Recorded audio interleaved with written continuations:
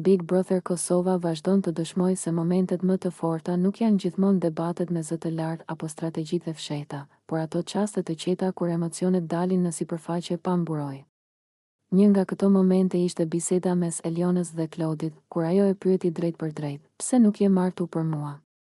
Një pyetje që nuk kërkonte thjesht përgjigje, por mbante brenda saj peshën e pritjeve, shkënjimit dhe një historie personale të pashprehur. Reagimi i Elionës, i shoqëruar me fjalët për mua është traumë, ti nuk e di historinë e jetës time. E zhvendosi bisedën nga një raport mes dy banorësh në një rrëfim shumë më të thellë njerëzor.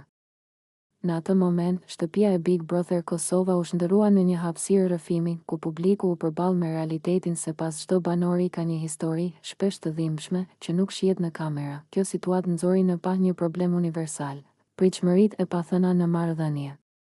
Eliona nuk po fliste vetëm për Klodin, por për ndjesinë e moszgjedhjes, për frikën e refuzimit dhe për barën emocionale që vjen kur dikush investon ndjenja më shumë se tjetri.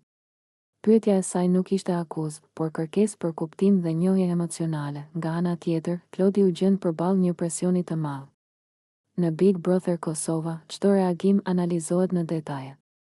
Heshtja, fjalët e zgjedhura me kujdes apo mungesa e tyre interpretohen nga publiku si qëndrime të forta.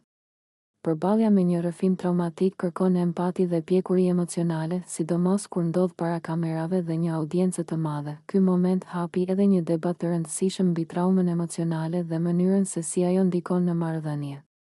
Eliona artikuloi diçka që shpesh mbetet e fshehur. Njerëzit nuk reagojnë vetëm ndaj asaj që ndodh në të tashmen, por edhe ndaj asaj që kanë përjetuar në të kaluarën. Një refuzim, një paqartësi apo një mungesë angazhimi mund të ringjallë plagë të vjetra. Reagimet e banorëve të tjerë ishin të përzira. Disa shprehen mirëkuptim për Elionën, të